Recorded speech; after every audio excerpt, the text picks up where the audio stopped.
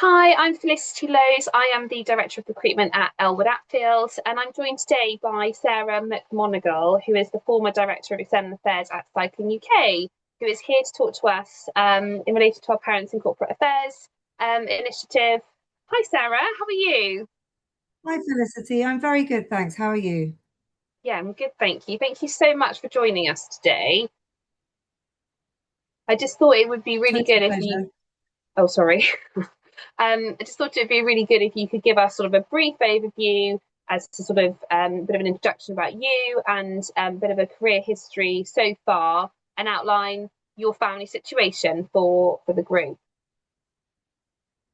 Sure, absolute pleasure. I've got about 20 years of experience in external affairs. So, that's kind of spanning policy, public affairs, comms, public relations, brand marketing, etc. And over that time, I've done quite a lot of sector hopping. So, I started my career in the construction sector. And then after 12 years, I moved on to an environmental NGO. And then most recently, sustainable transport. I've been lucky enough to have senior leadership roles in three organisations, which were the Federation of Master Builders, the Campaign to Protect Rural England, and Cycling UK, where I left 5 weeks ago. Um, yeah, in terms of my family situation, my partner and I had a baby last year, baby Bernie, who is now 13 months old. And Ruby was the one who grew the baby, but it was my embryo, so it's something they call shared motherhood. And it was, yeah, a brilliant experience so far. Amazing. And in terms of your sort of juggling motherhood and parenthood, how inclusive was your employer around sort of parental leave and that sort of policy?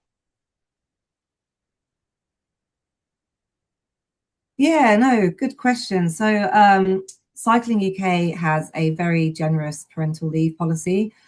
So, I was lucky enough to have 3 months full paid if I was able to take that when Bernie was born. I added on a month of annual leave and a month of unpaid leave. So, that meant that Ruby, Bernie, and I had 3 months, 5 months together at the beginning of his life, which was great in terms of learning how to become new parents and kind of figuring the whole thing out as a three.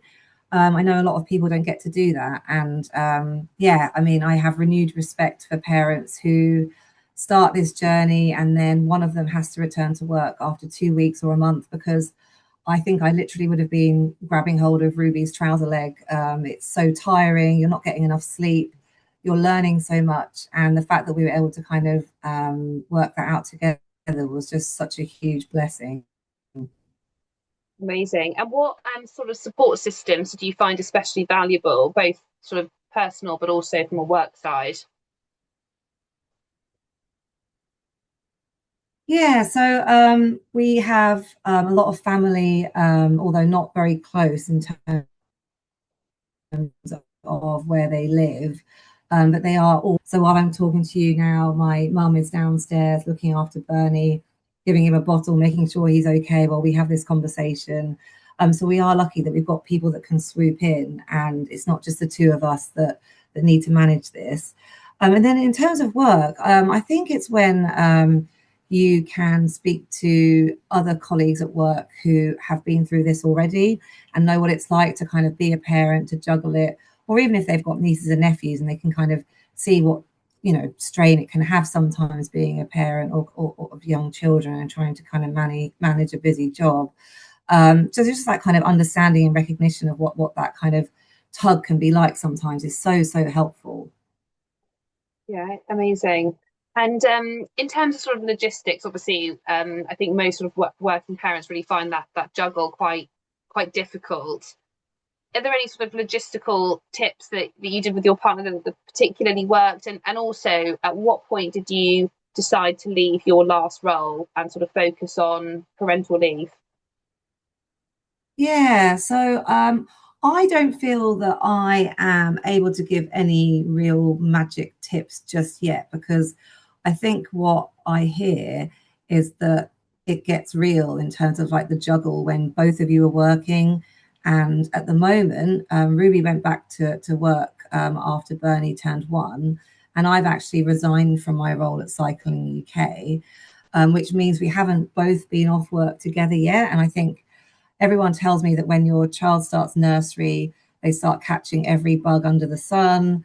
It's really difficult in terms of like trying to manage that with your employer and hopefully taking turns between the two organizations ideally.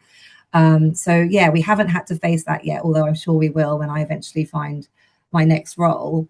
But yeah, in terms of like how I came to decide to leave Cycling UK and have this kind of dedicated time with Bernie, it was a really difficult decision because although I have done a bit of sector hopping over my career, I do tend to kind of like to stick with an organization for many years. And I was at Cycling UK for 3 years, which is a decent amount of time, but I wanted to stay for at least 5 initially and see the organization through the whole strategy. But I've wanted to be a mum for, so many years. And when I imagined what that was going to be like, I always imagined having that kind of one-on-one time. And Ruby had that for a few months after I went back to work last September. But I hadn't had that. And I could see how much joy it gave her and Bernie. And I wanted a piece of that too. So it was one of those conversations where it was actually Ruby's suggestion. I think sometimes we need someone else to kind of open a little door in our brains so that we consider something. And it was just one of those walk and talk situations where we were thinking about Bernie joining nursery and the next steps. And I was kind of lamenting that I hadn't had that time with him yet. And she suggested that I just do it. And kind of, it was a bit of a kind of heart over head moment. And we thought, yes. So right now I'm not on any kind of technical maternity leave or parental leave. I've resigned from Cycling UK. It's open-ended. And I'll be looking for a role kind of late summer, early autumn. But right now I'm kind of Bernie's full-time mum, which is really cool. That's amazing. And obviously that's a big decision to obviously sort of step back from a amazing job. Were there any emotions that came with that, or any sort of doubt perhaps that came with that sort of conscious choice to step away? Huge amounts of doubt, and I'm still only 80% sure I've done the right thing. Like, let's see what happens next before I really know. But cautious, and always kind of made sure I had the next interesting, exciting role lined up before I resigned from the one I was currently doing. I guess you could argue that, being Bernie's full-time mum is a cool new role, but not in the traditional sense. And having this kind of open-ended situation, I do have moments of like panic when like, what have I done? Like, this isn't really the done thing. It's not typical in terms of, the career trajectory that we all have. But I just know that it was right for me. And yeah, and I'm confident. I've got good experience. I've had some great organizations under my belt, and I've got a lot to offer. So when I am ready to step back into the world of work, I've got a great network. I'm hoping that, yeah, life will unfold as it should. Amazing. And did you, when you made that decision and sort of started to see that process through, was there any advice or, from other people that would sort of been in similar situations, or equally sort of any advice you would give to someone else who's thinking about doing this? Yeah, so I was totally blown away actually. I posted about my decision on LinkedIn. I think it was in January, February, just so I could let people know what I was doing. And I was just overwhelmed with so many amazing public and private messages in response to that post. I actually had a lot of senior male colleagues contact me, people that I've worked with over the years, and they either said that I didn't do this and I wish I had, or I did do this and it was hard, but I'm so glad I did. And it is a bit of a cliche, but so many of them said they grow up so fast, so you've got to make the most. And it's true. Like sometimes I'm with Bernie and he's literally totally changing from the end of the day to the beginning of the day. Mm, And the idea that I wasn't going to have that chance to spend dedicated time with him would have just been so sad. Like you wait so long to have children. I'm just glad that I'm getting that opportunity to spend proper real time with him. And yeah, I guess in many ways I am the equivalent of the dad in this situation. But I always saw myself as a mum. So this has been a really important decision for me. mm. And in terms of organisations, do you have any advice to those of how they would support employees more? Yeah, I feel really strongly about this actually. So we were very lucky at Cycling UK that there was a really progressive parental leave policy in place.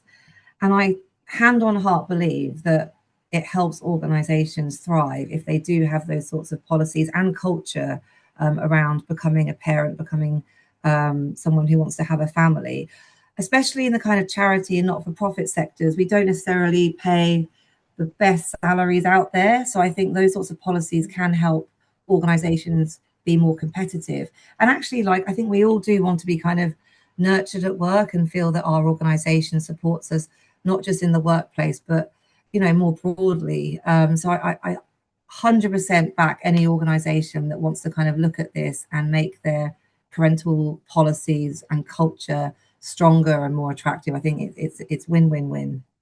Yes, yeah, no, absolutely. It makes such a big difference. Is there anything you would do differently when you return to work? Yes, so we've been talking a lot about this, and ideally, my next role will be 4 days a week, and Ruby's likewise. So she wants to stay in the organisation she's in currently, but she wants to negotiate a 4 day week instead of a 5 day week. And now, as to whether or not that's compressed hours or 0.8 full time equivalent, totally open to that. But ideally, we want Bernie to be in nursery 3 days a week, have 1 day each at home with him, and then the weekends together, and just trying to kind of strike that balance in terms of family life and professional life. That's really important to me. But on the Mm, flip side, my last organisation was a remote working contract, and although that was quite good in some ways in terms of flexible working and balancing home and work, I actually do think for me, I'm such an in-person person and I really, really believe in relationship building. I would like my next role to be at least 2 or 3 days a week mandated office time, because I think it's so important in terms of how it underpins culture. And yeah, we always talked at Cycling UK about how culture eats strategy for breakfast. And if you don't have the culture in the right place, then you're never going to be able to do what you need to do. And for me, it comes down to just enjoying my work as well. I want to get to know my colleagues. I want to get to know my team. And it just brings a lot more for me. It kind of goes into full color when I have that in-person time.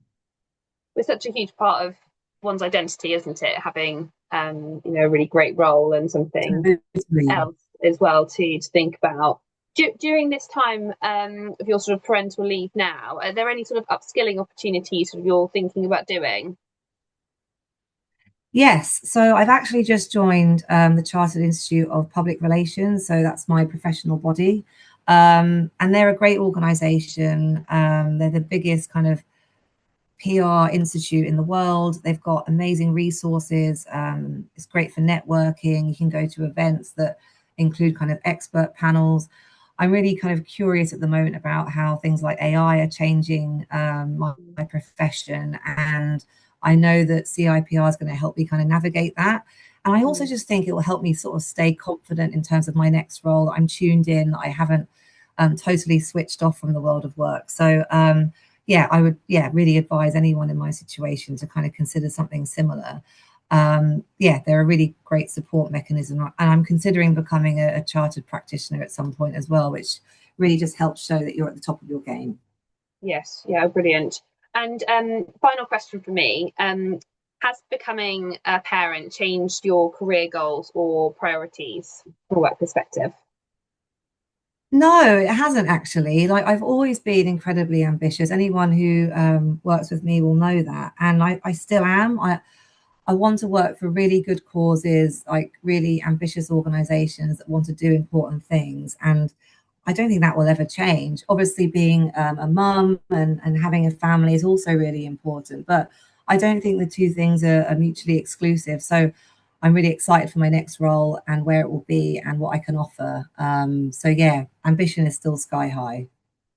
Well, that's really good to hear. Sarah, thank you so much for your time this morning. I found that really insightful, and I'm sure everyone who sort of follows our Parents in Corporate Affairs initiative did as well. So thank you so much. And yeah, look forward to catching up with you again soon. Pleasure. Thanks, Felicity. Take care.